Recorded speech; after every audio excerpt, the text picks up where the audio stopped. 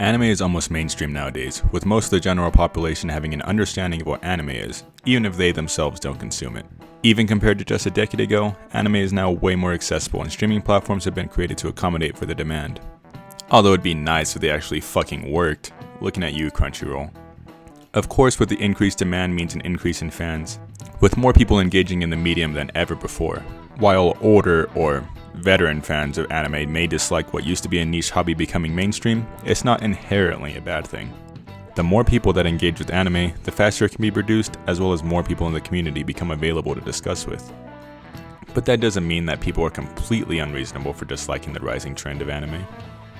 You see, there are legitimate concerns that can arise from anything growing in popularity. It can lead to an oversaturation of product, thus reducing the quality, and the influx of people means that different mindsets and opinions are going to intertwine, leading to toxicity.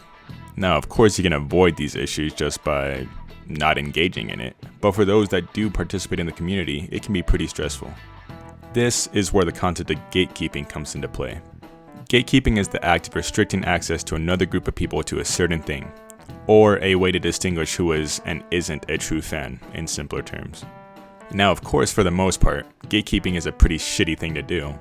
Nobody has a right to tell others what they can and can't consume, nor does the amount of content one consumed make them superior to others. But that isn't to say gatekeeping is always a bad thing. But before I get into what would be justified gatekeeping, I'll go ahead and explain what makes it bad first. As I stated before, the act of telling others what they can and can't consume is pretty shitty, and is also at the top of what makes gatekeeping a problem in most instances. A lot of the time, people root their reasoning in the fact that others didn't have to experience the downsides of liking anime, therefore they don't have any right to like anime at all. Literally gatekeeping getting bullied. But since there's downsides to everything, that would mean nobody would be allowed to enjoy anything until they experience the negatives of it. Sorry Tom, but are you watching football? Yeah. Have you even been hazed in a locker room before? Or broke your leg after being tackled? No, why? You have no right to watch football then. How dare you come into our community? Bill, what the fuck are you on about? You have Just because you had to see the downside to something doesn't mean everybody else has to too. In fact, in the anime community, the aim should be to make sure that people don't have to experience any harassment or the downsides of liking anime. Treating the fact that you were harassed or bullied as a badge of honor is just weird, to say the least. Also, the mindset of not wanting this cool niche thing called anime to be tainted by the mainstream is pretty dumb. Anime has long passed the point where it can be considered niche or underground, with platforms existing dedicated to anime and shows like Dragon Ball and Naruto almost being a regular part of Western media. While anime definitely isn't the most popular thing in the world, it's far from being unheard of by the masses. So trying to tell new people that they can enjoy it, even if you perceive it as hopping on a trend, is wrong. There's plenty more ways that gatekeeping can be bad, but for the anime community they seem the most appropriate. And well, the general consensus is that gatekeeping is always bad. But as I promised I would talk about earlier, there are ways that gatekeeping can be good. Let me explain. Gatekeeping can be used to defend a series you like or prevent toxicity from spreading. For certain fan bases, stigmas have been created around them due to a barrage of jokes, insults, and harassment thrown their way.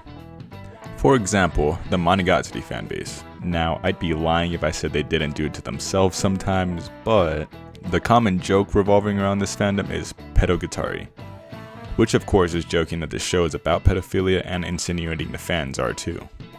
While the joke is admittedly funny in small doses, it has gotten to a point where it's become an actual stigma around the show. People genuinely believe that Monogatari is about pedophilia. From taking clips out of context to just misunderstanding what the show is about entirely, a whole subsection of the Monogatari fanbase has managed to create such a serious, abhorrent label around a harmless show. The way gatekeeping would be effective in this case is by disavowing the bad parts of the community.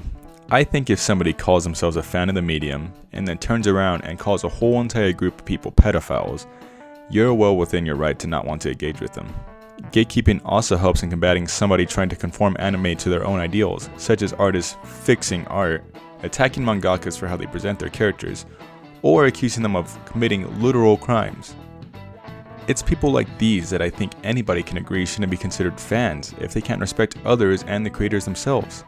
Now, I'm not saying people have to like or be comfortable with every single anime that comes out as the solution to not wanting to consume content you perceive as distasteful or problematic is to either watch another show or just not watch anime. But the problem comes from when the small minority of people decide to take action against the medium, and as proven time and time again, the smallest voices have the biggest reach. Essentially, what I'm saying is that gatekeeping is good when used as a defense against toxicity, or a tool used to disavow toxic people and their behavior.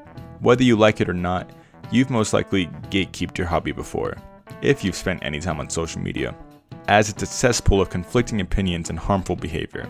Ultimately, the point of this video wasn't to promote gatekeeping, nor was it to say that it's the worst thing in the world.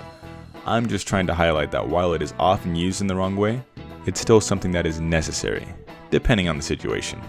Or you could just condense it all down to I'm probably taking anime way too serious and need to go outside for a bit. And you'd probably be right.